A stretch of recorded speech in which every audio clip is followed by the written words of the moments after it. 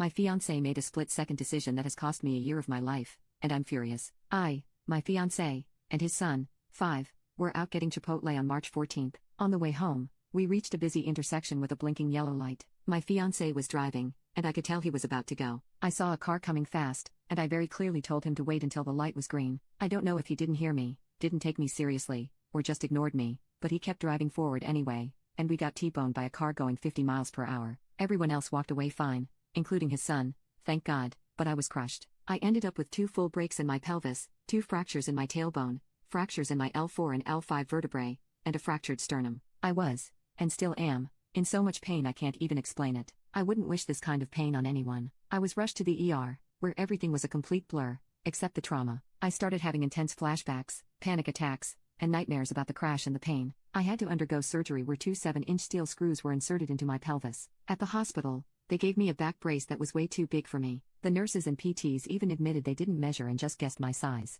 Even when we told them it was too big, they didn't do anything about it. And despite this, they expected me to stand up and move around wearing it. That brace did nothing for support. Moving in it felt like my spine and pelvis were being ripped apart. The pain I was in trying to follow their orders to stand and walk was inhumane. All I remember from those days is pain, frustration, fear, and this overwhelming sense of helplessness. After about a week, I was transferred to a physical rehabilitation center. I didn't want to eat. I didn't want to bathe. I didn't want to move. I was so depressed and in so much pain that even thinking about shifting in bed made me cry. I had to depend on strangers for the most basic things, going to the bathroom, bathing, even feeding myself. As someone who's always been independent, it was utterly humiliating and devastating. I'm home now, but my recovery is far from over. Doctors and physical therapists all told me the same thing: you have the second worst kind of break anyone can experience. You'll need at least a year to recover, if not longer. You can't put weight on your right leg for 3 months. No bending, no twisting, and even after the 3 months, it'll be a very slow process. And that's the part that's eating me alive. Because before this,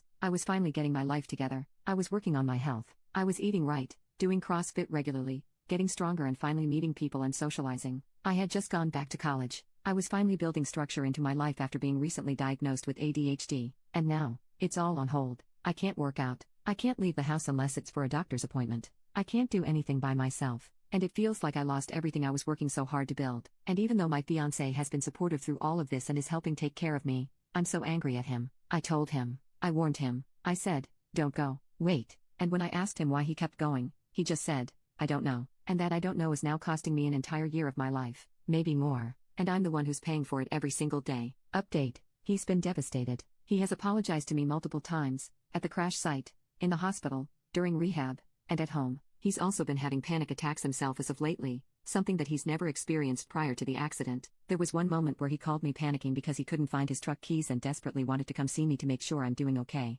My mom had to drive over to calm him down and help. With the I don't know reply that he had given me a week earlier, I will admit that he may have been still experiencing shock or trauma in his mind. Seemed to have been drawing a blank when I had asked him, because I asked him the same question again today: why didn't you stop when I told you to? He told me he thought the gap between us and the oncoming car was big enough to make it, but he didn't realize how close it actually was. He also said he didn't hear me say stop until it was too late, at which point, we were already hit. I told him I said it much earlier, and he admitted he just didn't hear me. He feels horrible. He's told me that every time he approaches a yellow light while driving now, he reminds himself of what happened and how stupid he feels for not being more careful that night. I'm not excusing what happened. It was traumatic, but I do believe he's learning from it and taking accountability for everything as best as he can. I'm just the angry, bitter one that is needing to work through my emotions and grief that I'm experiencing because of the accident. I've resumed individual therapy, weekly now instead of monthly, and I had my first session since the accident as of yesterday, and my fiancé and I will be attending couples counseling together. Yes, I plan on staying with him.